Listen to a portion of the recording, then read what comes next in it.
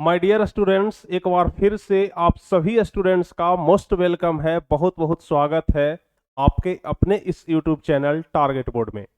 आज हम लोग पढ़ने वाले हैं हिंदी का दूसरा नंबर चैप्टर।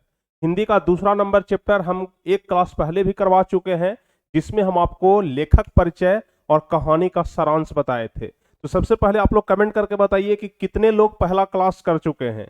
कहानी का सारांश हम जिस क्लास में पढ़ाए थे वो वाला क्लास कितने लोग किए हैं, फटाफट से आप लोग पहले कमेंट करके बताइए। तो चलिए, तो यदि आप लोग पहला क्लास पढ़ चुके हैं तो आज का यह जो दूसरा क्लास है यह आपको बहुत ही बेजोरदार तरीके से समझ में आएगा, बहुत ही जबरदस्त तरीके से, क्योंकि आज के इस क्लास में हम आपको सिर्फ दूसरे नंबर चैप्टर का क्वेश्चन आंसर यानी कि प्रश्न उत्तर करवाने वाले हैं।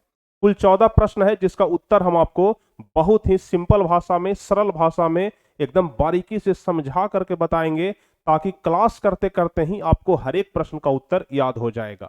तो चलिए हम बिना समय गवाए शुरू करते हैं। लेकिन इसके पहले जो भी स्टूडेंट चैनल पर नए हैं, पहली बार हमारे साथ जुड़ रहे हैं, तो जल्दी से आप लोग चैनल को सब्सक्राइब कर लीजिए। नीचे रेड कलर का बटन होगा, ठीक है ना, उसको दबा करके क्या कर लीजिए बाबू, सब्सक्राइब कर लीजिए। क्योंकि जब तक सब्सक्राइब नहीं करेंगे हर एक क्लास का नोटिफिकेशन आपके पास नहीं पहुंच पाएगा। यदि आप लोग चाहते हैं कि सब्सक्राइब करें, हमारे पास नोटिफिकेशन आए, तो आप लोग जरूर कर लीजिए। और जो पुराने स्टूडेंट हैं जल्दी से आप लोग वीडियो को शेयर कर दीजिए अपने ग्रुप में, अपने दोस्तों के पास, ताकि सारे स्टूडेंट इस लाइव क्लास में जुड़ जाए फटाफट से। बहुत सारे स्टूडेंट कमेंट करते रहते हैं कि सर नोट्स लेना है। अगर आप लोग नोट्स लेना चाहते हैं तो डिस्क्रिप्शन में व्हाट्सएप नंबर, फोन कॉल का नंबर दिया हुआ है, वहां से आप लोग फोन कर सकते हैं, ठीक है। तो जो पहला क्लास था इसमें हम आपको क्या बताए थे, लेखक परिचय बताए थे, यानी कि लेखक के बारे में बताए थे, नलिन बिलोचन शर्मा के बारे में बताए थे, क्योंकि इसके लेखक कौन है, नलिन बिलोचन शर्मा ही है। तो पहले क्लास में हम आपको लेखक के बारे में बता दिए थे। उसके बाद हम आपको बताए थे कहानी का सारांश। यह जो अपना दूसरा नंबर चैप्टर है, नाम क्या है भाई, तो नाम है 20 के दांत। तो इस कहानी का सारांश हम आपको बताए थे, ठीक है। तो चलिए आज हम लोग आगे पढ़ेंगे। आज हम लोग आगे सभी प्रश्न और उसके उत्तर को देखेंगे। आपके किताब में जितने सारे भी प्रश्न हैं उसके उत्तर को देखेंगे। तो सबसे पहला नंबर प्रश्न आपके किताब में यह वाला है कि कहानी के शीर्षक की सार्थकता को स्पष्ट करें। यह जो कहानी का शीर्षक है 20 के दांत, यह कितना सार्थक है, पूछ रहा है आपसे। इस प्रश्न में पूछ रहा है कि यह जो कहानी का शीर्षक है 20 का दांत, यह कितना सार्थक है, इस कहानी के सार्थकता को स्पष्ट करें। तो बताइए यह कहानी का जो शीर्षक है वह कितना सार्थक है। तो जाहिर सी बात है कि बहुत अच्छा कहानी का शीर्षक है, 20 का दांत। सही बात है, जब वह कासू खोखा का 2 दांत तोड़ डाला तो वह 2 दांत को लेखक कहते हैं ना कि यह 20 का दांत है, इसलिए इस कहानी के शीर्षक का नाम पड़ा है 20 के दांत। तो यदि यह वाला प्रश्न आए तो इसका जवाब हम लोग बहुत ही छोटा लिखेंगे कि 20 के दांत कहानी का शीर्षक अत्यंत सार्थक है। इस कहानी में जब किरानी गरीब गिरधर लाल का बेटा मदन ने अमीर घराने का बेटा कासू को पीट करके जब 2 दांत तोड़ देता है, तो इससे यह स्पष्ट होता है कि धनी वर्ग के अहंकार को चकनाचूर कर दिया गया है। यानी कि एक गरीब परिवार का लड़का अमीर परिवार के लड़के के घमंड को चकनाचूर उस समय कर देता है जब उसके 2 दांत मार करके तोड़ देता है। हम आपको पढ़ाए थे ना, हम आपको पिछले क्लास में सारांश में बताए थे कि जब जो खोखा है वह लट्टू खेलना चाहता है, जब लट्टू खेलना चाहता है, बोलता है कि हम भी लट्टू खेलेंगे, अगर लट्टू नहीं खिलाता है तो 2-4 घुस्सा जमा देता है। उसके बाद मदन भी क्या करता है कि मार के 2 दांतें तोड़ देता है। तो इसीलिए कहते हैं यहां पर लेखक कि जब अमीर घराने के लड़का को कोई गरीब घराने का लड़का पीटता है ना, तो उसको क्या कहते हैं कि अहंकार को चकनाचूर कर दिया गया है। इसलिए यह जो कहानी है 20 का दांत, इसका जो शीर्षक है यह बिल्कुल सार्थक है। तो पहला नंबर क्वेश्चन तो बहुत ही ज्यादा आसान है, आप लोग समझ गए। दूसरा नंबर क्वेश्चन जो कि बहुत ही ज्यादा महत्वपूर्ण क्वेश्चन है, कह रहा है कि सेन साहब के परिवार में बच्चों के लालन पालन में किए जा रहे लिंग आधारित भेदभाव का अपने शब्दों में वर्णन करें। कि सेन साहब के घर में लिंग आधारित भेदभाव कैसे हो रहा था, यानी बेटियों को किस तरीके से रखा जाता था, और बेटों को कितना आजादी मिलता था, यानी कि लिंग के आधार पर भेदभाव था, ठीक है ना। बेटियों को एकदम कठपुतली बना करके रखा जाता था और बेटा को आजाद छोड़ दिया, जो कुछ करना है बेटा करो, तुम एकदम आजाद हो। तो इसी क्वेश्चन को पूछ रहा है कि सेन साहब के परिवार में बच्चों के लालन पालन में किए जा रहे लिंग आधारित भेदभाव का अपने शब्दों में वर्णन करें। अपने शब्दों में वर्णन करना है, तो हम क्या लिखेंगे कि देखिए, एक जो पहला लाइन है ना, यह बहुत ही ज्यादा जबरदस्त है, हम अपने मन से लगाए हैं, क्योंकि जो कॉपी जांच करने वाला रहेगा ना, जब यह वाला लाइन आप लिखेंगे कि हिंदी साहित्य के सुप्रसिद्ध कहानीकार नलिन बिलोचन शर्मा ने, सिर्फ पहला वाला लाइन आपको जोड़ना है, इतना में जो है ना इसका डिजाइन बदल जाता है, थोड़ा इसका रौनक बढ़ जाता है क्वेश्चन के आंसर का, ठीक है ना। और जो कॉपी जांच करने वाला रहेगा वह सोचेगा कि हाँ भाई बच्चा कुछ लिखा है, कोई बढ़िया टीचर से पढ़ा है, ठीक है ना। तो इसलिए आपको पहला लाइन जरूर जोड़ना है कि हिंदी साहित्य के सुप्रसिद्ध कहानीकार नलिन बिलोचन शर्मा ने बच्चे और बच्चियों के लालन पालन में जो दूरियां बताया है वह सचमुच ही अभिशप्त है। यानी कि जो नलिन बिलोचन शर्मा जी हमारे लेखक हैं, वह बच्चे और बच्चियों में जो दूरियां बताए हैं ना, यह बिल्कुल सत्य है, बिल्कुल अभिशप्त है, ठीक है। कहते हैं कि वह अपने बेटियों को शिक्षा देना उचित नहीं समझता तथा बेटियों को हंसने की भी इजाजत नहीं देता है। यानी कि जो सेन साहब हैं, अपने बेटों को तो एकदम आजाद छोड़ दिया है, अपना बेटा खोखा को एकदम आजाद छोड़ दिया है, लेकिन बेटियों को कठपुतली बना करके रखे हुए हैं, बेटियों को वह पढ़ाना तक नहीं चाहते हैं, और यहां तक कि बेटियों को हंसने की भी इजाजत नहीं है, बेटियों को हंसने की भी इजाजत नहीं है। यानी कि हंसने के लिए भी बोला जाता है कि घर में ही हंसना, बाहर में मत हंसना, ठीक है ना। इतना ज्यादा कठपुतली बना करके रखा गया है। और बेटा में नटखटापन के रूप को इंजीनियरिंग का स्वरूप देखता है। यानी कि जो सेन साहब और उनका परिवार है, वह बेटे के खराब रूप को, बेटे के नटखटापन के रूप को इंजीनियरिंग का रूप उसमें दिखाई पड़ता है। लगता है क्या हमारा बेटा इंजीनियर बनेगा, कोई चीज तोड़ियो दिया, कोई चीज बिगाड़ दिया, कोई कुछ गलती भी कर दिया ना, तो लगता था कि हमारा बेटा इंजीनियर बनेगा, इंजीनियरिंग कर रहा है।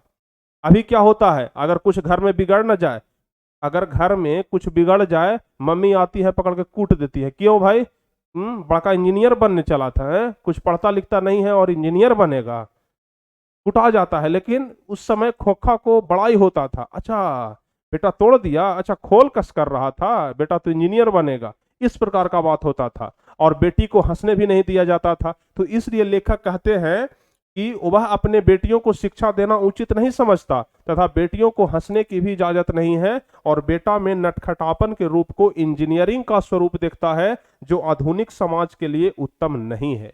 यानी कि आज के समाज के लिए यह उत्तम बिल्कुल नहीं है। अगर आज के समाज में ऐसा होगा तो समाज में लोग उसे एकदम हीन भावना से देखेंगे, कहेंगे कि भाई बेटा बेटी में भेद कैसा।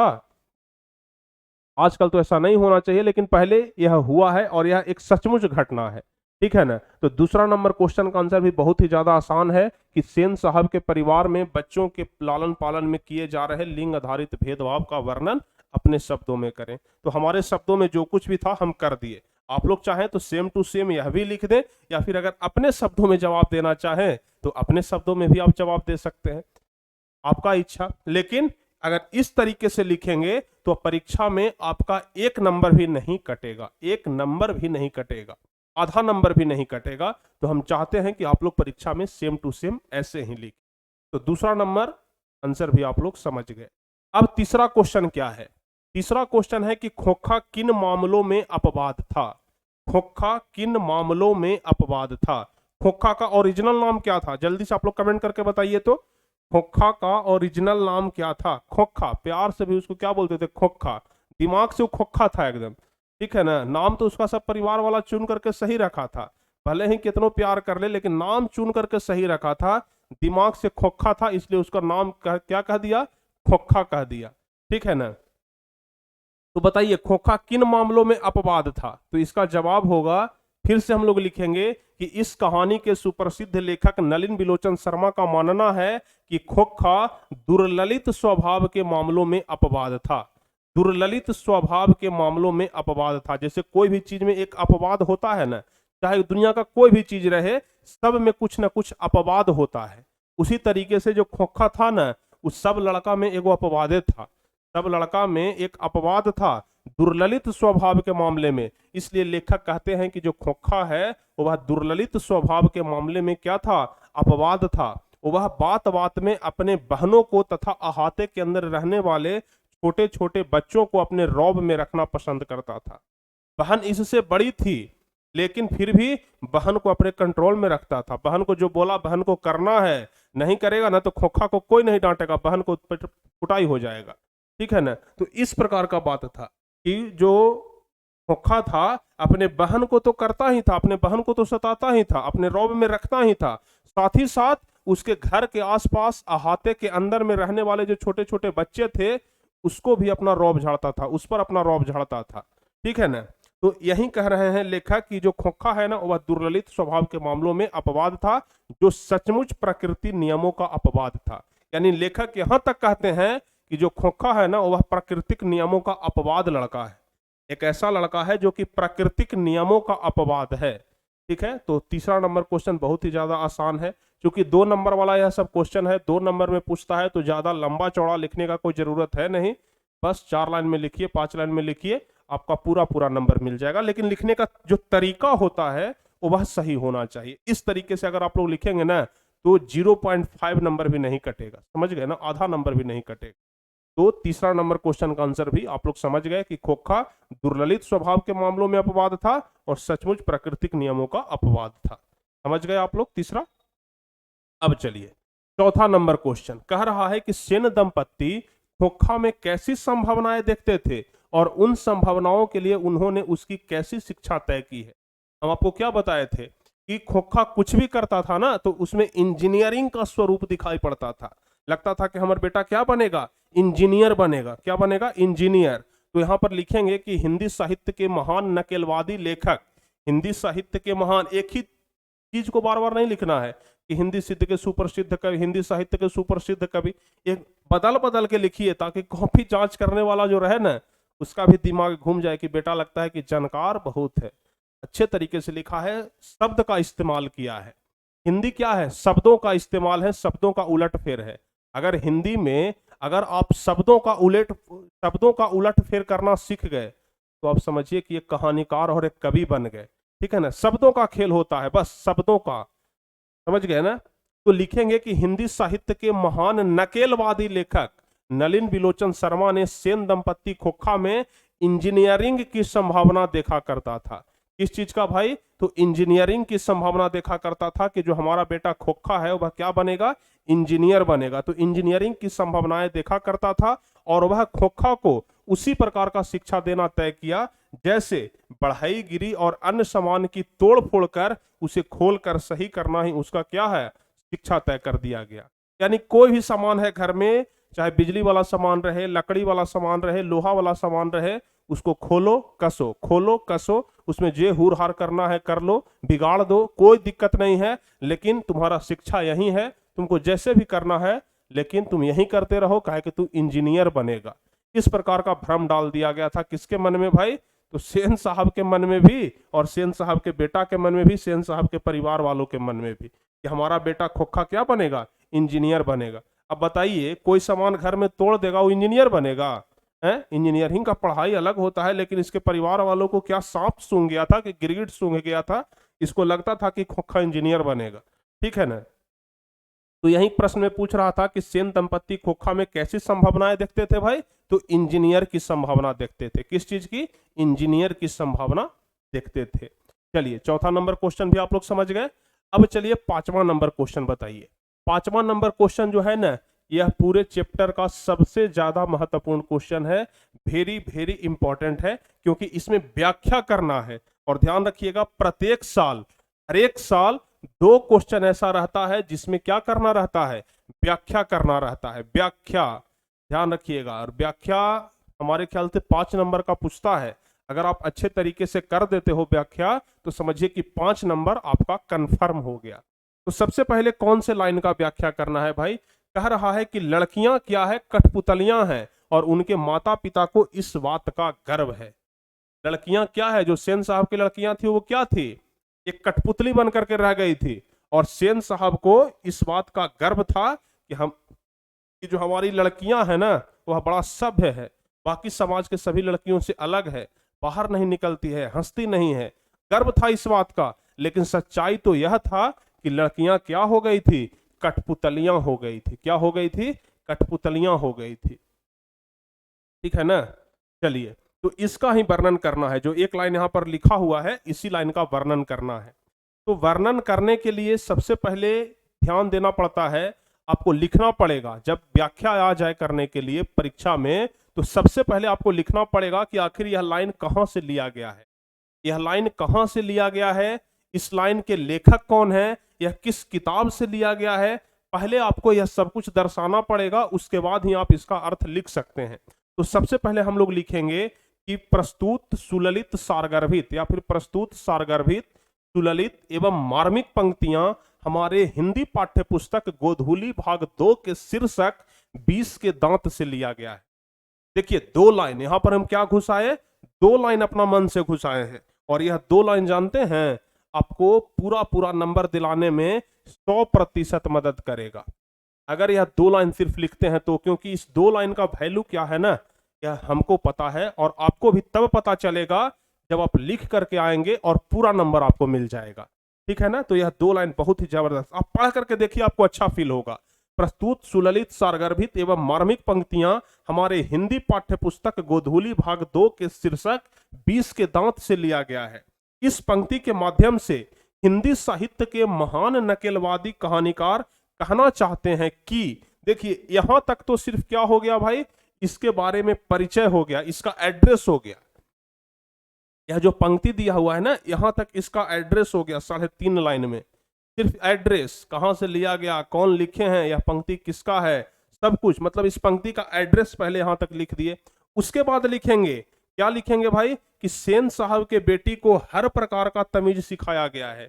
पहले तो यहां तक आपको लिख देना है, सबसे लास्ट में क्या लिखना है, हिंदी साहित्य के महान नकेलवादी कहानीकार कहना चाहते हैं कि सेन साहब के बेटी को हर प्रकार का तमीज सिखाया गया है।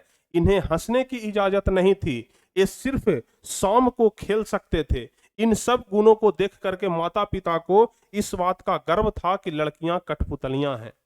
यानी कि लड़की को एक गुलाम बना करके रखा जा रहा था, जैसे एक गुलाम को रखा जाता है। तुमको घर से बाहर नहीं निकलना है, जैसे जेल में कैदी को क्या होता है, सिर्फ शाम के वक्त 1 घंटा 2 घंटा मिलता है कि बाहर निकल करके घूम लो, रोड पर नहीं, जेल के अंदर कैंपस में ही घूमो। ठीक है ना? उसी तरीके से सेन साहब अपने लड़कियों को कहते थे कि शाम के समय में घर के जो 4 दीवारी है, घर का जो अंदर का कैंपस है ना, उसी में बस टहल लेना है, बाहर नहीं निकलना है।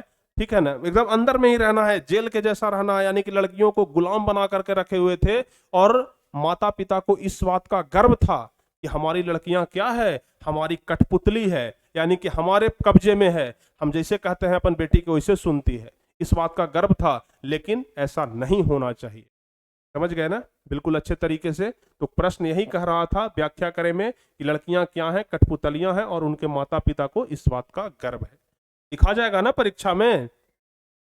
अगर आपके परीक्षा में व्याख्या करने के लिए आ जाए तो सेम टू सेम इस तरीके से लिखा जाएगा ना? जल्दी से आप लोग कमेंट करके बताइए। बिल्कुल लिखा जाएगा सर। चलिए, बहुत बढ़िया। अब दूसरा व्याख्या है, कुल 4 व्याख्या दिया गया है आपके किताब में, चारों व्याख्या हम आपको बताएंगे। तो दूसरा व्याख्या क्या है, देख लीजिए। कहता है कि खोखा के दुर्ललित स्वभाव के अनुसार ही सेनों ने सिद्धांतों को भी बदल लिया था। इस पंक्ति का हमें क्या करना है, व्याख्या करना है। इस पंक्ति का क्या करना है, व्याख्या करना है कि खोखा के दुर्ललित स्वभाव के कारण, खोखा के दुर्ललित स्वभाव के अनुसार ही सेनों ने सिद्धांतों को भी क्या किया था, बदल लिया था। तो फिर से हम लोग वही करेंगे, पहले तो इस लाइन का एड्रेस लिखेंगे, यह लाइन आखिर कहां से लिया गया है भाई। तो लिखेंगे कि प्रस्तुत पंक्ति हमारी पाठ्य पुस्तक गोधूली भाग 2 के शीर्षक 20 के दांत से उद्धृत की गई है, जिसके कहानीकार नलिन बिलोचन शर्मा है। इस तरीके से भी लिख सकते हैं, या फिर जैसे पहले लिखे कि प्रस्तुत सुललित सारगर्भित एवं मार्मिक पंक्तियां हिंदी पाठ्य पुस्तक, या फिर हमारे हिंदी पाठ्य पुस्तक गोधूली भाग 2 के शीर्षक 20 के दांत से लिया गया है। इस कहानी के लेखक कौन है, तो नलिन बिलोचन शर्मा है, और वह इस पंक्ति के माध्यम से यह बताना चाहता है कि सेन साहब की 5 लड़कियां जो बिल्कुल सभ्य और अनुशासित है। क्या है भाई, तो सभ्य और अनुशासित है। जाहिर सी बात है कि उतना कंट्रोल में रखा जाएगा तो लड़की क्या बनेगी, सभ्य बनेगी, अनुशासित बनेगी। तो सेन साहब की जो पांचों बेटियां हैं ना, वह क्या है, सभ्य और अनुशासित है। लेखक ठीक इसके विपरीत खोखा, बिगड़े बाप का बिगड़ा संतान है। पांचों जो बेटी है वह क्या है, सभ्य है, अनुशासित है। लेकिन ठीक इसके विपरीत जो खोखा है ना, वह बिगड़े बाप का क्या है, बिगड़ा संतान है, जिसे अधिक लाड प्यार ने बिगाड़ दिया है। किस चीज ने खोखा को बिगाड़ा था भाई, तो अधिक लाड प्यार ने उसे बिगाड़ दिया है। इतना उसको दुलार मिला, इतना उसको प्यार मिला, इतना उसको एकदम सिर पर बैठा करके रखा गया, ठीक है ना, कि वह बिगड़ गया। उसकी हर गलती में इंजीनियर का सपना दिखाई देता है। अर्थात खोखा की संभावना उसके लिए अपने सिद्धांतों को भी बदल लिया था। खोखा का जो सपना था ना, उसका सिद्धांत ही बदल गया था। सपना क्या रहेगा, पिताजी यानी कि सेन साहब के परिवार वाले अपना सपना उस पर थोप रहे थे। खोखा गलती पर गलती किए जा रहा था और लोगों को लग रहा था कि वो इंजीनियर बनेगा। इसी प्रकार का बातचीत होता था, समझ गए ना। अब समझिए ना भाई कि मारा पीटी कर लिया कौन, अब जाकर के पहले तो मारा पीटी कौन किया था, खोखा किया था, लेकिन उल्टा कर बाप के नौकरी से निकाल दिया, मदन के बाप के। तो समझिए कि कितना ज्यादा इसका परिवार भी अनुशासित था, आप लोग समझ ही सकते हैं। खोखा का जो परिवार था वह भी कितना ज्यादा सभ्य और शिक्षित था, इस बात से आप लोग अंदाजा लगा सकते हैं। तो इस कहानी में जो यह वाला लाइन है, खोखा के दुर्ललित स्वभाव के अनुसार ही सेनों ने सिद्धांतों को भी बदल लिया था, इसका जो व्याख्या है वह इतना ही होगा जो कि हम आपको लिख करके बता दिए। स्क्रीनशॉट यदि आप लोग लेना चाहें तो बिल्कुल ले सकते हैं, स्क्रीनशॉट आप लोग ले लीजिए, ठीक है। अब चलिए, अब तीसरा व्याख्या क्या कहता है। तीसरा व्याख्या, ऐसे ही लड़के आगे चल करके गुंडे, चोर और डाकू बनते हैं। यह बात कौन बोला था भाई, यह बात कौन बोला था बताइए तो, सेन साहब बोले थे। जब मदन गाड़ी को छूने का प्रयास करता है, कार को छूने का प्रयास करता है, उसे धक्का दे दिया जाता है, वह गिर जाता है। उसके बाद बताइए कि जब हल्का सा गाड़ी छूने का प्रयास किया तो उसको बोला जा रहा है कि ऐसे ही लड़के आगे चल करके गुंडे, चोर और डाकू बनते हैं। क्या दिक्कत है भाई, अगर कोई गाड़ी को छू देगा तो वो आगे चल करके गुंडा बनेगा, चोर बनेगा, डाकू बनेगा, है, और खोखा इंजीनियर बनेगा। वाह, मदन गुंडा बनेगा, चोर बनेगा, डाकू बनेगा, और खोखा जो सबसे ज्यादा बिगड़ल है ना, वो इंजीनियर बनेगा। क्या दिमाग था सेन साहब का, कौन इसको साहब कौन लगा दिया इसमें, ठीक है ना, साहब इसमें कौन लगा दिया, साहब तो लगाने वाला हमको नहीं लगता है कि इसके कर्म के अनुसार इसके टाइटल में साहब लगना चाहिए, सेन साहब, बाप रे बाप। ठीक है, चलिए इसका हम लोग व्याख्या करते हैं। ऐसे ही लड़के आगे चल करके गुंडे, चोर और डाकू बनते हैं। लिखेंगे फिर से वहीं करेंगे। प्रस्तुत सारगर्भित, सुललित एवं मार्मिक पंक्तियां हमारे पाठ्य पुस्तक गोधूली भाग 2 के शीर्षक 20 के दांत से उद्धृत है। इधर आप लोग हिंदी जोड़ दीजिएगा, हमारे हिंदी पाठ्य पुस्तक, हमारे हिंदी पाठ्य पुस्तक।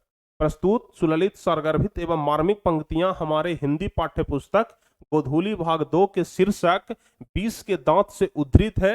इस पंक्ति के माध्यम से महान लेखक नलिन बिलोचन शर्मा ने बड़े बड़े सेठों के चरित्र को उजागर करके हमें यह बताया है कि सेठ लोग कैसे गरीब के बाल बच्चों को हतोत्साहित करते हैं।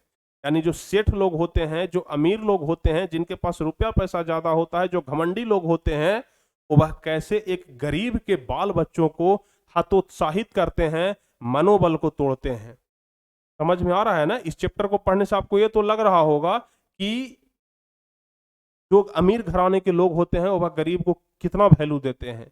बिल्कुल वैल्यू नहीं देते हैं, उसको दबा करके रखना चाहते हैं। तो लेखक यही कहते हैं कि सेठ लोग कैसे गरीब के बाल बच्चों को हतोत्साहित करते हैं। इनका कहना है कि सेन साहब के कार को छुआ भी नहीं, बेचारा छूने का प्रयास ही किया था, छुआ भी नहीं था, फिर भी सेन साहब गिरधर के पुत्र मदन को डांटता हुआ उसकी मां को कहता है कि ऐसे बच्चे ही आगे चल करके क्या बनते हैं। डांटते हुए उसकी मां को कहते हैं कि अगर अभी से संभाला नहीं गया तो ऐसे ही बच्चे आगे चल करके गुंडे, चोर और डाकू बनते हैं। मतलब गाड़ी को हल्का सा छूने का प्रयास किया था बेचारा मदन, और सेन साहब क्या किए, उसका हाथ पकड़ के खींचते हुए ले गए कि चलो थोड़ा ठंडा कर देते, थोड़ा स्थिर कर देते हैं आज। उसको खींचते हुए ले गए और उसकी मां को जाकर के बोले कि इसको अभी से कंट्रोल करो, अगर अभी से इसका कंट्रोल नहीं होगा तो ऐसे ही बच्चे आगे चल करके गुंडे, चोर और डाकू बनते हैं। उल्टा चोर कोतवाल को डांटे, कहावत सुने हैं ना, उल्टा चोर कोतवाल को डांटे। इसको तो अपना बेटा को कहना चाहिए था, इसका बेटा ऐसा था कि इसका बेटा का स्थिति था कि इसका बेटा खोखा आगे चल करके गुंडा चोर और डाकू बनता, और उल्टा ही मदन को कह रहा है, जो कि बेचारा एक ईमानदार आदमी था, जो एक ईमानदार लड़का था, एक संवेदनशील लड़का था, उसको बोल रहा है कि आगे चल करके गुंडा चोर और डाकू बनेगा और अपन बेटा एक इंजीनियर बनेगा। समझ रहे हैं ना बात को? तो यह जो कहानी है कि ऐसे ही लड़के, सॉरी, यह जो लाइन है कि ऐसे ही लड़के आगे चल करके गुंडे चोर और डाकू बनते हैं, इसका व्याख्या आप लोग देख लीजिए, आपके सामने है। बहुत ही जबरदस्त है यार, पढ़ने में मजा आ गया था यह कहानी हमको, ठीक है ना? आप लोगों को भी मजा आया होगा, और क्वेश्चन का आंसर तो एकदम चटनी है।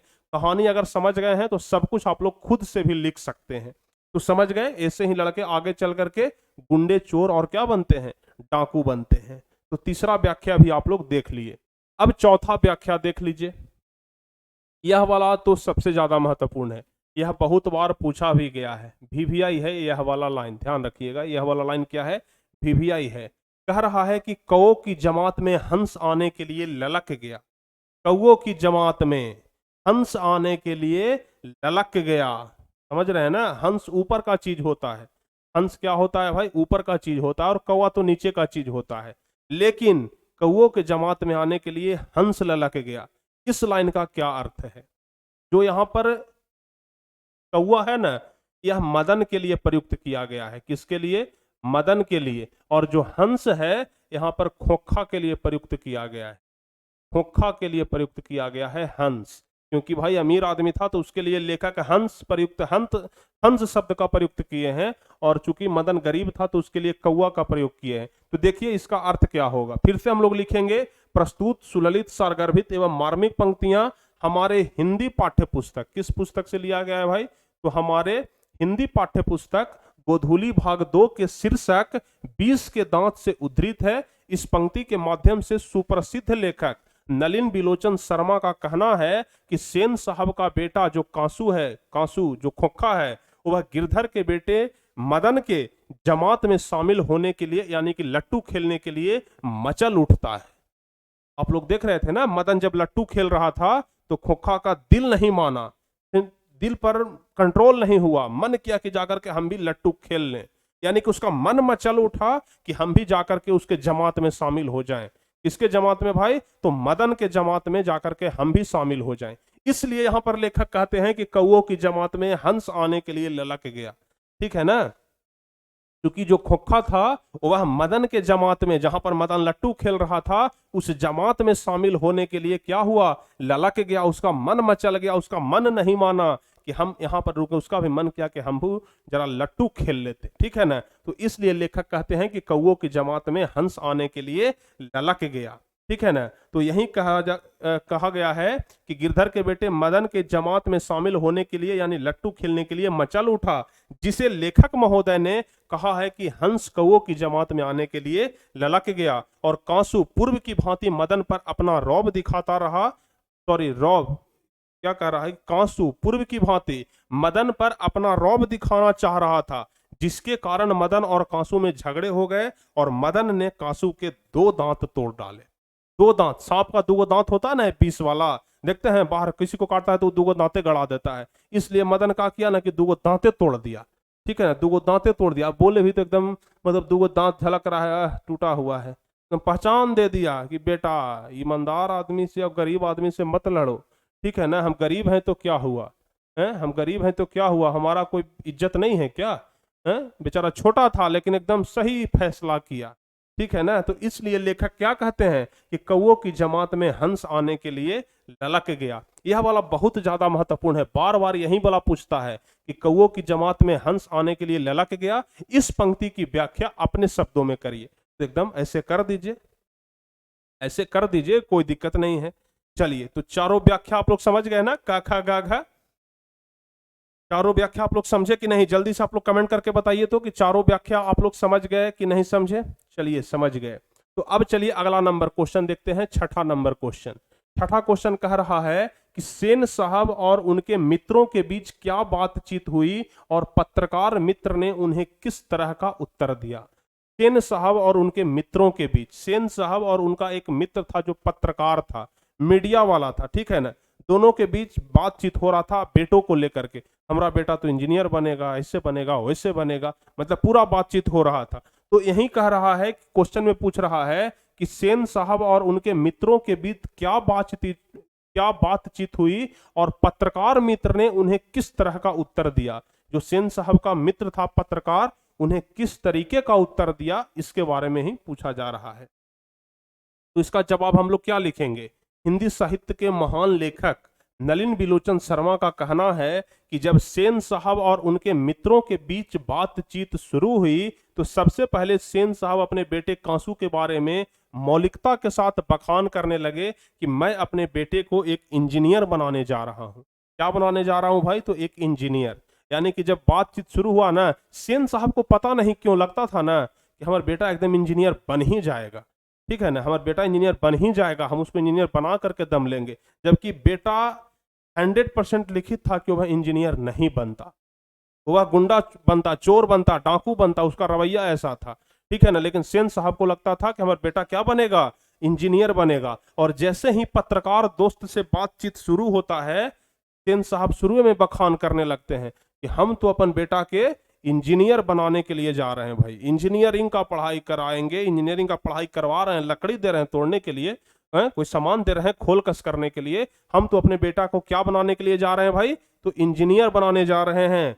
आजकल पढ़ाई लिखाई तो फजूल है। सेन साहब क्या कहते हैं, आजकल पढ़ाई लिखाई तो फजूल है, पढ़ाई लिखाई से कोई इंजीनियर बनता है, पढ़ाई लिखाई तो फजूल है। मैं अपने कारखाने के बढ़ई मिस्त्री को, मैं अपने कारखाने के बढ़ई और मिस्त्री को, जो हमारे कारखाने में बढ़ई है, जो मिस्त्री है, उसी को हम बोल दिए हैं कि 2 घंटे आकर के ठोक पीट करने के लिए सिखा देना।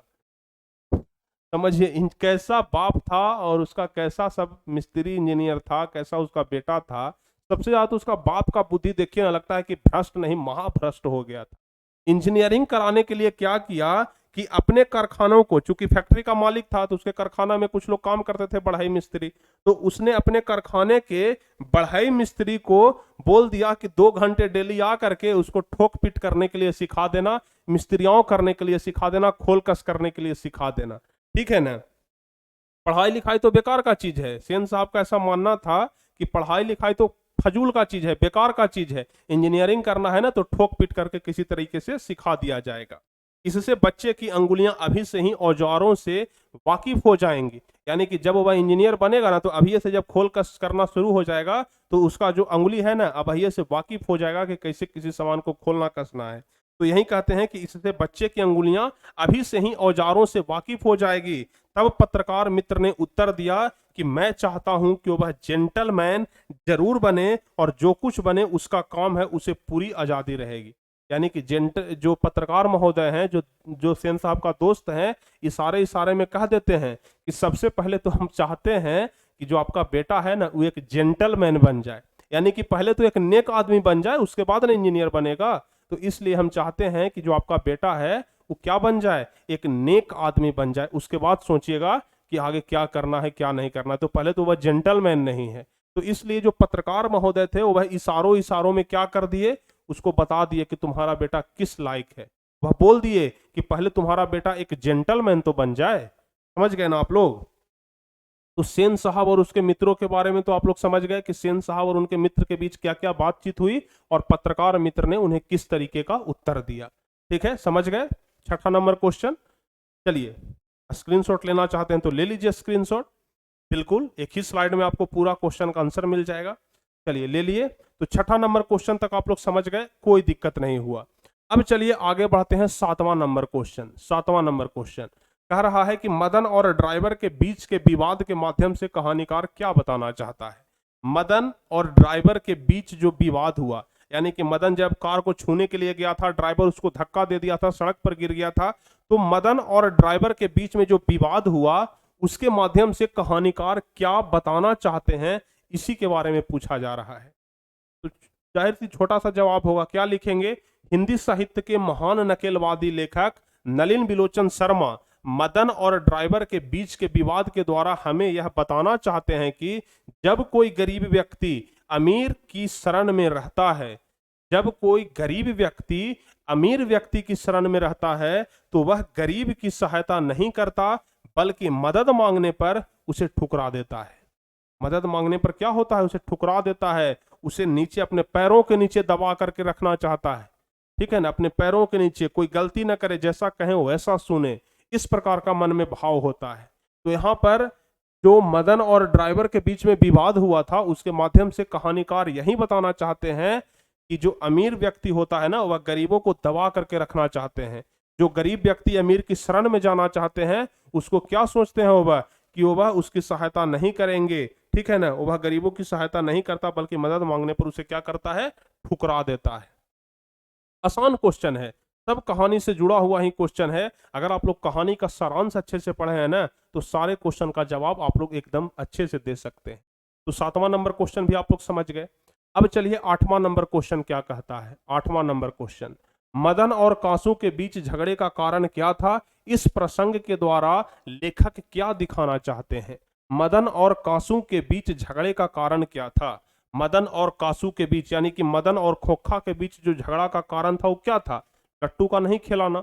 लट्टू खेलने से मना कर दिया था ना, कि मदन कहा था कि नहीं नहीं तुमको हम लट्टू नहीं खिलाएंगे, तुम्हारा हम कार छूने के लिए गए थे तो धक्का दे दिया था तुम्हारा ड्राइवर, तुम्हारा बाप हमको झूठो कि हम पर इल्जाम लगा दिया था। इसलिए क्या करता है कि मदन और कासू के बीच झगड़ा हो जाता है।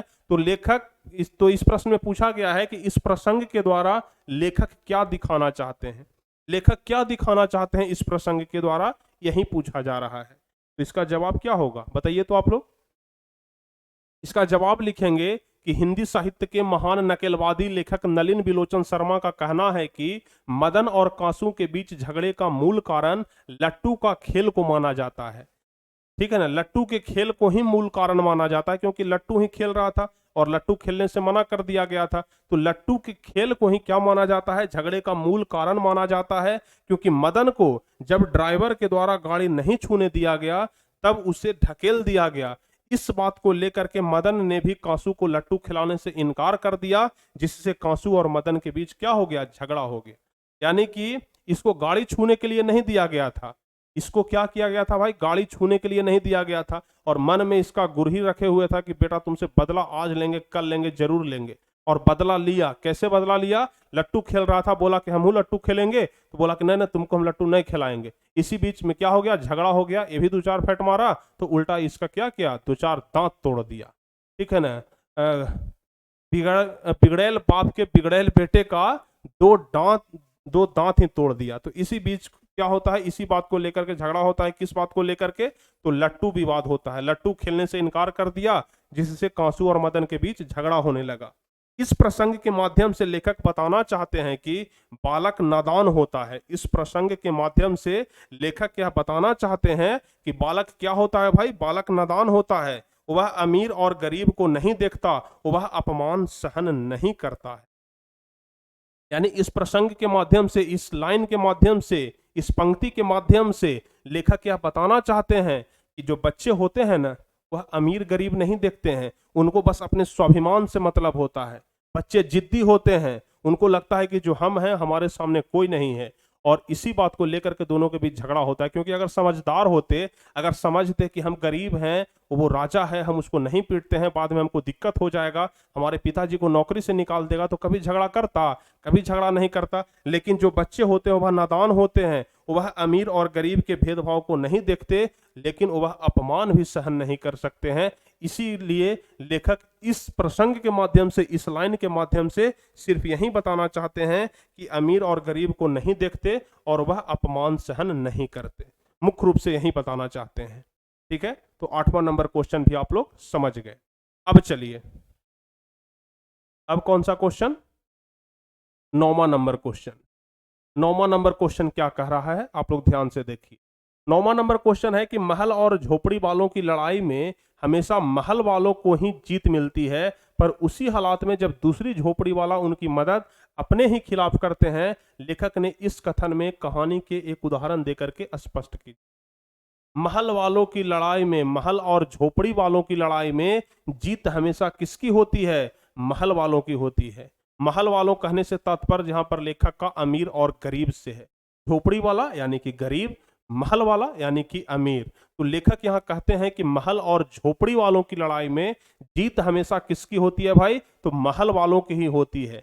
लेकिन जब सारा झोपड़ी वाला एक साथ मिल जाए, जब झोपड़ी वालों को झोपड़ी वाला मदद करना शुरू कर दे तब क्या होगा, तब उस समय झोपड़ी वाला जीत जाएगा और महल वाला हार जाएगा। ठीक है ना। तो इसी बात को लेखक कहते हैं कि महल और झोपड़ी वालों की लड़ाई में हमेशा महल वाले ही जीतते हैं, लेकिन उसी हालत में जब दूसरी झोपड़ी वाला उनकी मदद कर दे तो पलड़ा भारी हो जाता है। तो इसका जवाब लिखेंगे कि महल और झोपड़ी वालों की लड़ाई में हमेशा महल वालों को ही जीत मिलती है, क्योंकि महल का तात्पर्य अमीर वर्ग से तथा झोपड़ी का तात्पर्य जो है ना वह गरीब वर्ग से है। अभी हम आपको बताएं कि महल का जो तात्पर्य है वह अमीर वर्ग से है और झोपड़ी का जो तात्पर्य है वह किस चीज से है, तो वह गरीब वर्ग से है। लेखक का कहना है कि जब तक गरीब की सेवा नहीं करेगा तब तक उसकी हार होती रहेगी, लेकिन जिस दिन एक गरीब वर्ग अमीरों की सहायता करना बंद कर देगा उसी दिन से उसका पासा पलट जाएगा। जो अमीर व्यक्ति होता है वह अमीर किसके दम पर होता है, बताइए तो आप लोग। जो अमीर व्यक्ति होता है वह अमीर किसके दम पर होता है, गरीबों के दम पर ही तो होता है, क्योंकि गरीब ही उसके यहाँ मजदूरी करते हैं, नौकरी करते हैं। ठीक है ना। जो गरीब लोग होते हैं ना वही उसके यहाँ जाकर के नौकरी करते हैं, मजदूरी करते हैं और इस सब के अमीर बना करके रखते हैं। जिस दिन यह गरीब लोग अमीरों की सहायता करना बंद कर दें, जिस दिन गरीब लोग अमीरों की सहायता करना बंद कर दे उसी दिन से उसका क्या होगा, पासा पलट जाएगा और जो अमीर है वह अमीर नहीं रह पाएगा। यहाँ पर लेखक यही कहते हैं कि महल और झोपड़ी वालों की लड़ाई में जीत महल वालों की जरूर होती है, लेकिन सारा झोपड़ी वाला जब एक साथ मिल जाए तो पासा पलट जाता है। यही बात कहा जा रहा है कि जो अमीर होते हैं ना वह गरीबों के दम पर अमीर होते हैं, गरीबों को वह अपने यहाँ मजदूर बना करके रखते हैं, खटवाते हैं, लेकिन जिस दिन यह गरीब अपने पर आ जाएं, जो गरीब लोग हैं वह अमीरों को सहायता करना बंद कर दें तो क्या होगा, अमीरों का पासा पलट जाएगा। यही 9वां नंबर क्वेश्चन में यही कह रहा है। ठीक है। अब चलिए 10वां नंबर क्वेश्चन देखते हैं। सारा क्वेश्चन का आंसर आपको बिल्कुल अच्छे तरीके से समझ में आ रहा है ना, सब क्वेश्चन का आंसर आपको एकदम अच्छे तरीके से समझ में आ रहा है कि नहीं आ रहा है। हमको तो लग रहा है कि बिल्कुल आ रहा होगा, क्योंकि सारा क्वेश्चन सिंपल है, कहानी से जुड़ा हुआ क्वेश्चन है। चलिए अगला है कि रोज रोज अपने बेटे मदन की पिटाई करने वाला मदन द्वारा कांसू को पिटाई करने पर उसे दंडित करने के बजाय अपनी छाती से क्यों लगा लेता है। यानी कि जो गिरधर लाल था वह रोज रोज अपने बेटा मदन का पिटाई करता था, कुछ भी हल्का सा भी गलती करता था ना तो मदन को पीट देता था, लेकिन आज तो बहुत बड़ा गलती कर दिया। क्या गलती कर दिया कि मालिक के बेटा के 2 दांत तोड़ दिया है मार के, लेकिन उस दिन उसका पिटाई नहीं हुआ, बल्कि उस दिन और गिरधर लाल उसको अपने छाती से लगा लिया कि बेटा आज तू अच्छा काम किया है, आज तू अपमान का बदला ले लिया है।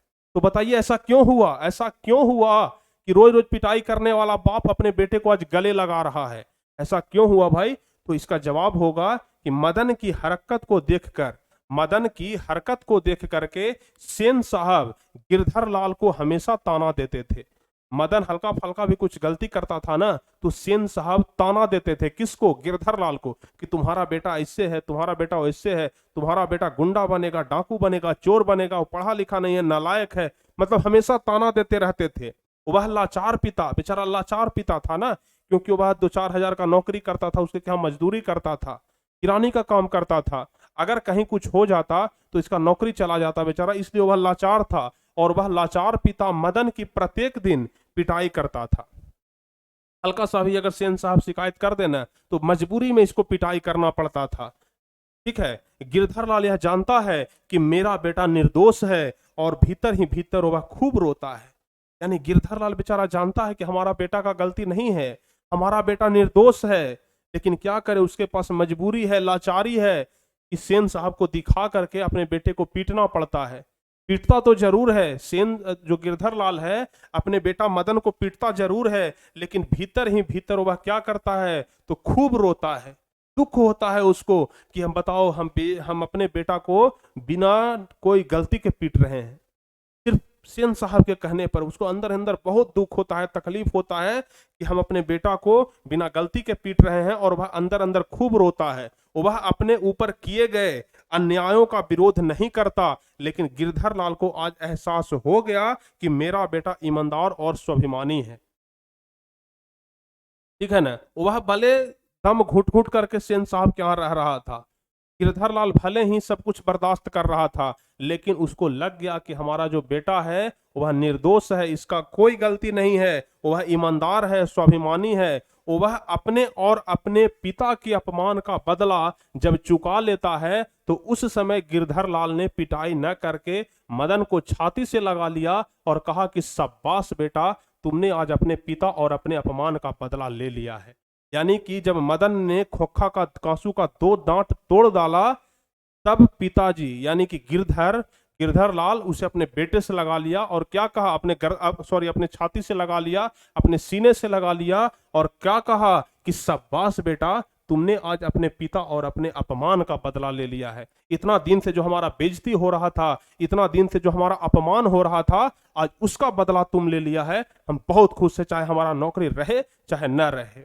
यानी कि इसलिए वह क्या किया कि रोज रोज पिटाई करने वाला, क्वेश्चन क्या कह रहा था कि रोज रोज अपने बेटे मदन की पिटाई करने वाला, जो मदन का कांसू को पिटाई करने पर उसे दंडित करना चाहिए, उसके बजाय अपने छाती से क्यों लगा लेता है? तो छाती से इसलिए लगा लेता है क्योंकि वह अपमान का बदला ले लिया था। ठीक है ना, अपमान का बदला ले लिया था। तो समझ गए आप लोग? यहां तक कोई दिक्कत तो आप लोगों को नहीं ना है? बिल्कुल अच्छे तरीके से समझ गए कि नहीं? 10वां नंबर क्वेश्चन, 10वां नंबर क्वेश्चन आप लोग समझ गए ना? 10वां नंबर। चलिए अभी 11 नंबर क्वेश्चन देखिए। सेन साहब मदन, कांसू और गिरधर का चरित्र चित्रण करें। चरित्र चित्रण मतलब इसका क्या क्या रोल है इस कहानी में। जैसे फिल्म में हीरो का रोल अलग होता है, विलेन का रोल अलग होता है, नाचने वाली का रोल अलग होता है। ठीक है ना? इसी तरीके से कहा जा रहा है कि यह जो कहानी है, इसमें सेन साहब का रोल क्या है, मदन का रोल क्या है, कांसू का रोल क्या है और गिरधर का रोल क्या है, इसका चरित्र चित्रण करना है। यानी कि इसका क्या क्या रोल है, इसके बारे में अपने शब्दों में लिखना है। तो चलिए सबसे पहले हम लोग सेन साहब के रोल के बारे में पढ़ते हैं कि सेन साहब का चरित्र चित्रण करते हैं। तो सेन साहब के बारे में थोड़ा सा लिख देंगे, 4-5 लाइन। क्या लिखेंगे भाई? कि सेन साहब एक फैक्ट्री के मालिक थे। सेन साहब क्या थे? एक फैक्ट्री के मालिक थे जो बहुत घमंडी थे, बहुत घमंडी थे। उन्हें रुपया पैसा का बहुत ज्यादा अहंकार था। वह जिन गरीबों के बलबूते पर फैक्ट्री चला रहे थे, महल में निवास करते थे, वो उन्हीं गरीब के बाल बच्चों को खुश देखना नहीं चाहते थे। बस इतना ही लिखेंगे सेन साहब के बारे में कि सेन साहब एक फैक्ट्री के मालिक थे जो बहुत ही ज्यादा घमंडी थे, अहंकारी थे। उन्हें रुपया पैसा का बहुत ज्यादा घमंड था, उन्हें रुपया पैसा का बहुत ज्यादा अहंकार था। और वह जिन गरीबों के बलबूते वह फैक्ट्री चला रहे थे और महल में निवास करते थे। ठीक है ना? जिन गरीबों के बलबूते वह फैक्ट्री चला रहे थे और महल में निवास करते थे, उन्हीं गरीब के बाल बच्चों को उन्हीं गरीब के बाल बच्चों को खुश देखना नहीं चाहते थे। ठीक है ना? बस इतना ही हम लोग लिखेंगे सेन साहब के बारे में। उसके बाद मदन के बारे में लिखेंगे। मदन के बारे में क्या लिखेंगे कि मदन जो कि एक स्वाभिमानी बालक था, मदन जो कि एक स्वाभिमानी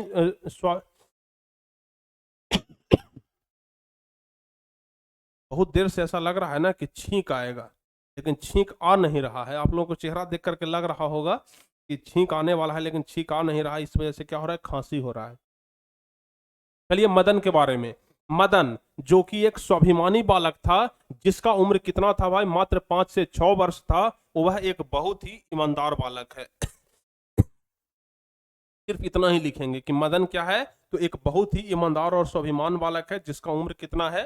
5 से 6 वर्ष है। क्योंकि अगर सब के बारे में लंबा चौड़ा आप लोग लिखना शुरू कर दीजिएगा ना, तो फिर 3 पन्ना में पूरा कहानी ही लिखना पड़ जाएगा। इसलिए शॉर्टकट में लिखना है, क्योंकि लघु उत्तरीय का प्रश्न है, बहुत तो दीर्घ उत्तरीय में पूछेगा। तो बस इतना से ज्यादा आपको नहीं लिखना है। तो 2 के बारे में तो हम लोग देख लिए, एक सेन साहब के बारे में, एक मदन के बारे में। तीसरा नंबर कह रहा है कि कांसू का चरित्र चित्रण करें। ठीक है, तो कांसू के बारे में, जिसका नाम क्या है? कांसू का नाम क्या है? खोखा है। तो चलिए अब कांसू के बारे में लिखते हैं। कांसू जो कि एक घमंडी पिता का घमंडी बेटा है।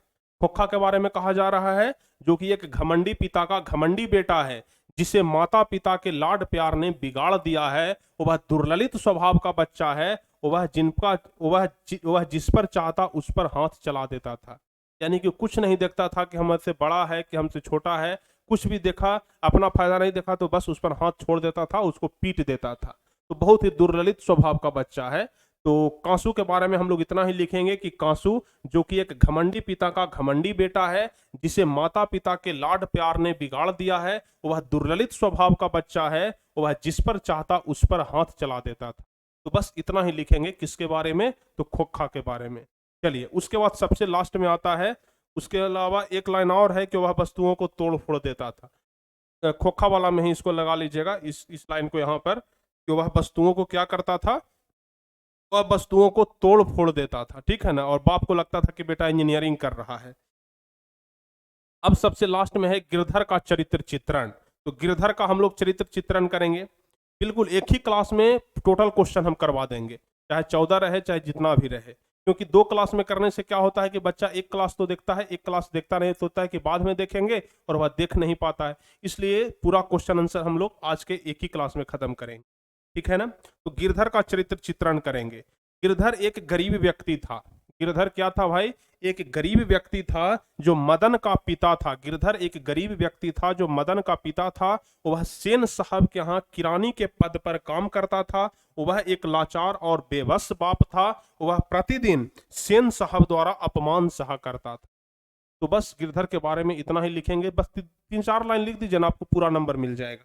तो गिरधर का चरित्र चित्रण करना है तो इतना ही करेंगे कि गिरधर एक गरीब व्यक्ति था जो मदन का पिता था। किसका पिता था भाई, तो मदन का पिता था। वह सेन साहब के यहाँ किरानी के पद पर काम करता था। वह एक लाचार और बेबस बाप था, चाह करके भी कुछ नहीं कर सकता था, क्योंकि उसे 2 वक्त की खाना कहाँ से मिल रहा था, सेन साहब के यहाँ से ही मिल रहा था। सेन साहब के यहाँ ही वह क्या करता था, नौकरी करता था, ठीक है। इसलिए वह चाह करके भी कुछ नहीं कर सकता था, लेकिन वह प्रतिदिन सेन साहब के द्वारा अपमान सहा करता था।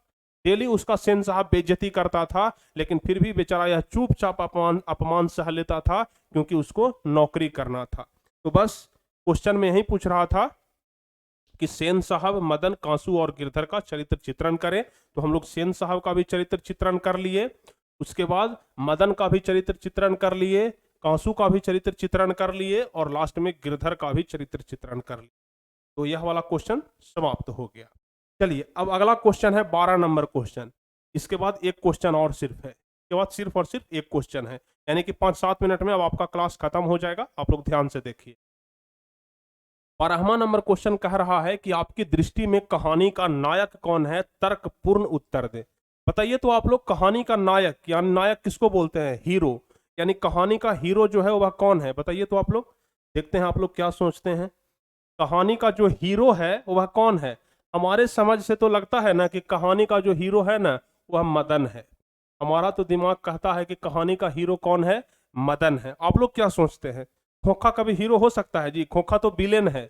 खोखा तो, उसको विलेन का रोल भी मिले तो वो खराब है, विलेन से भी बढ़ करके है खोखा, ठीक है ना। तो क्या लिखेंगे, हम लोगों की नजर में कहानी का नायक जो है वह कौन है, मदन है। हम लोगों की नजर में कहानी का नायक कौन है, मदन है। क्योंकि लेखक का कहना है कि जो बुराई का अंत करता है उसे ही नायक माना जाता है।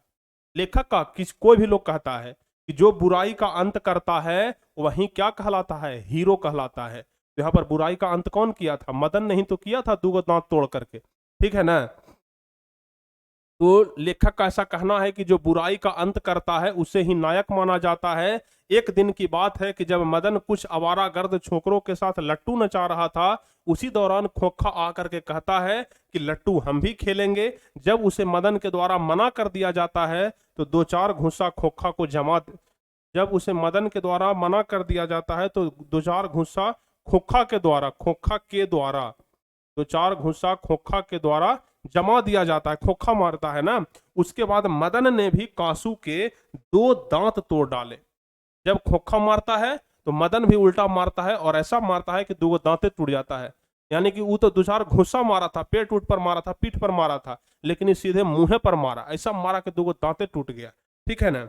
और मदन एक ईमानदार और स्वाभिमानी बालक था, अतः कहानी का नायक है वह मदन ही होना चाहिए। यहाँ पर लेखक कहते हैं कि जो कहानी का नायक है वह कौन होना चाहिए, मदन ही होना चाहिए। मदन ही क्या है, कहानी का असली नायक है, यानी कि असली हीरो है। क्यों हीरो है तो उसके बारे में बता दिए, क्योंकि वह लट्टू खेल रहा था, और लट्टू खेलते खेलते वह अपने दोस्त, अपने आवारागर्द छोकरों के साथ क्या कर रहा था, लट्टू खेल रहा था। इसी बीच खोखा आया और बोला कि हम भी लट्टू खेलेंगे, लेकिन उसको लट्टू नहीं खेलने दिया गया। इसलिए वह गुस्से में आकर के मदन को 2-4 घुस्सा मारा, तो मदन भी गुस्से में आकर के उसका 2 दांत तोड़ दिया। इसलिए वह बुराई का अंत किया। इसलिए क्या कहे हैं कि कहानी का जो नायक है ना, वह मदन ही होना चाहिए। ठीक है, कहानी का जो नायक है वह किसको होना चाहिए भाई? तो मदन को ही होना चाहिए। बिल्कुल अच्छे तरीके से समझ गए। अब चलिए सबसे लास्ट क्वेश्चन है 13 नंबर क्वेश्चन। कह रहा है कि आरंभ से ही कहानीकार का स्वर जो है वह व्यंग पूर्ण है, ऐसे कुछ प्रमाण उपस्थित करें। यानी कि जो लेखक नलिन बिलोचन शर्मा हैं वह क्या क्या व्यंग किए हैं, क्या क्या व्यंग किए हैं, व्यंग को लिखिए। जैसे ये व्यंग न हुआ कि कौओं की जमात में हंस आने के लिए ललक गया, ये क्या हुआ? व्यंग कर रहे हैं, ताना मार रहे हैं। व्यंग मतलब क्या होता है? ताना मारना। तो ये ताना ही तो है, व्यंग ही तो है। तो देखिए क्या लिखेंगे। हिंदी साहित्य के महान एवं सुप्रसिद्ध लेखक नलिन बिलोचन शर्मा का आरंभ से ही स्वर व्यंगपूर्ण है, क्योंकि इस कहानी में सेन साहब अपने बेटे को सभी ऐशो आराम दिया, उसे इंजीनियर बनाना चाहा, लेकिन वे अपनी पुत्री को गुलामी की तरह घर में रखा तथा उसके शिक्षा के बारे में तनिक भी नहीं सोचा। एक तो ये व्यंग हो गया। इसके अलावा वो जो हम अभी बताए कि कौओं की जमात में हंस आने के लिए ललक गया, सबसे मस्त एग्जाम्पल तो ही वाला है। सबसे मस्त एग्जाम्पल आप लोग उसका भी एग्जाम्पल दे सकते हैं कि यहाँ पर लेखक कौओं जब खोखा को लट्टू नहीं नचाने के लिए दिया गया, जब सॉरी यहाँ पर आगे बढ़ गए, यहाँ पर खोखा का मन किया कि हम भी लट्टू नचाते, उस सब के ग्रुप में जाकर के हम भी खेलते उस सब के गैंग में, लेकिन जब उसको नहीं खेलने दिया गया तो उसका मन मचल गया। तो इसलिए लेखक कहते हैं कि कौओं की जमात में हंस जाने के लिए ललक गया। सबसे बड़ा व्यंग तो यही है। ठीक है ना। तो क्वेश्चन यही कह रहा है, अपने अनुसार कोई भी आप जवाब दे सकते हैं। तो 13वां नंबर क्वेश्चन हमारा समाप्त हुआ। अब उसके बाद एक क्वेश्चन और है 14 नंबर क्वेश्चन, जिसमें कह रहा है कि कहानी के सारांश को लिखें। तो कहानी का सारांश तो हम आपको पहले ही पढ़ा चुके हैं, कहानी का सारांश तो हम आपको पहले ही बता चुके हैं। तो आप लोग कहानी का सारांश तो आराम से खुद से भी लिख सकते हैं, कोई दिक्कत तो नहीं है। कहानी का सारांश तो हम आपको सबसे पहला क्लास में ही बताए थे, इसके पहले वाला क्लास में। तो 14वां नंबर क्वेश्चन में कहानी का सारांश पूछ रहा है, आप लोग खुद से उसको देख लीजिएगा या फिर पहला वाला क्लास आप लोग देख लीजिए। तो कुल मिलाकर के आपका दूसरा नंबर चैप्टर भी क्या हो गया? समाप्त हो गया। दूसरा नंबर चैप्टर हिंदी का जो सेकंड चैप्टर है ना, हिंदी का जो सेकंड चैप्टर है उसका क्या हो गया भाई? तो द एंड हो गया। हिंदी का दूसरा चैप्टर भी क्या हो गया? खत्म हो गया।